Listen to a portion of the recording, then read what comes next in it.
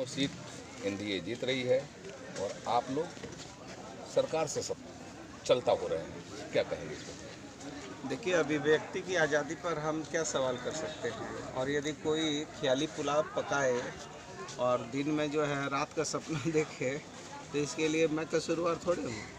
ये तो उनका आचरण, उनकी भाषा, उनके शब्दों को रखने की जो शैली है और जो शब्दों का चयन कर रहे हैं, ये इससे पता चलता है कि उनके अंदर कितना गुणवत्ता सुधार हुआ है।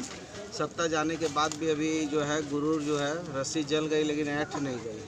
ठीक है, इसलिए अब किसी को ख्याली पुलाव पकाना है तो पकाएं, इससे क्या होता है। मतलब दोनों सीट पर आप क्या कहेंगे? हम लोग पूरी तरीके से दोनों सीट जीत रहे हैं और हमारे बेरमो के लोग दिवंगत हमारे नेता के प्रति उनके मृदुभाषी चरित्र, उनका जनता के प्रति सीधा संवाद, जनता की सेवा और सबको ले चलने की जो उनके अंदर क्षमता थी, वो सारे लोग जानते हैं। और बिल्कुल हम ये दोनों सीट, गठबंधन की दोनों सीट, हम पहले के मार्जिन से भी ज़्यादा मार्जिन पर जीतेंगे। वंशवाद परिवारवाद जीत रहा है, आप ये कह रहे हैं? नहीं, वंशवाद नहीं है ये, वंशवाद नहीं है।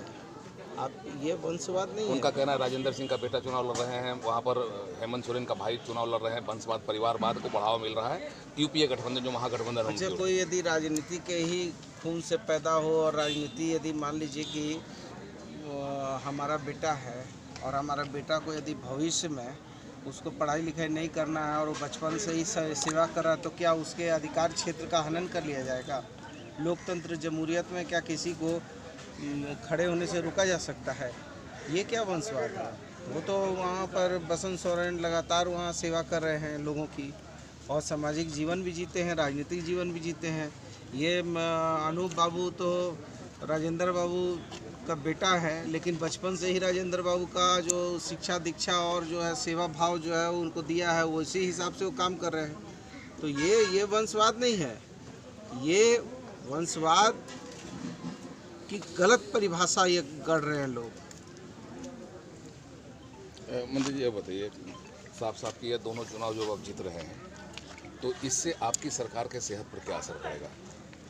देखिए, हमारी सरकार पूरी तरीके से सुरक्षित है और सरकार बनते के साथ ही विरोधी लोगों के पेट में दर्द होने लगे और लगातार वो सिगुफा छोड़ने लगे।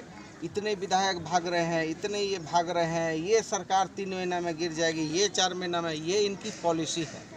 ये धारा 356 का बेजा इस्तेमाल करके ये इस देश की लोकतांत्रिक संवैधानिक मूल्यों का हनन करने वाले लोग हैं और इन्होंने जिस तरीके से शासन किया है, लोकतंत्र का ऐसा काला दिन कभी नहीं आया था कि विरोधियों के साथ हम लोग भी वैचारिक मतांतर जरूर रखते हैं और वैचारिक मतांतर स्वस्थ लोकतंत्र की पहचान है, लेकिन वैचारिक मतांतर व्यक्तिगत विद्वेष नहीं होता। वैचारिक मतांतर व्यक्तिगत किसी को नुकसान नहीं करता, किसी को अपमानित नहीं करता। ऐसी भाषा हम नहीं विरोधी के लिए बोलते हैं जिस भाषा से विरोधी जो है दिल से आहत हो जाए, लेकिन ये जिस भाषा का इस्तेमाल करते हैं वो भाषा पूरी तरीके से अमर्यादित है, असंसदीय है और राजनीति में, लोकतंत्र में ऐसी मर्यादा, ऐसी भाषाओं का कहीं कोई स्थान नहीं है जो भाषा आदरणीय रघुवर दास जी बोलते हैं। तो मतलब कांग्रेसियों के लिए जो भाषा का इस्तेमाल उन्होंने किया, उससे आप कितने आहत हुए हैं? नहीं, आहत किया आप तो, हमको लगता है कि वो जिस तरह का कुकृत्य करेंगे वैसे ही, वो जितना कुकृत्य करेंगे जनता उतनी ही जो है हमारे प्रति मजबूती से खड़ी होगी।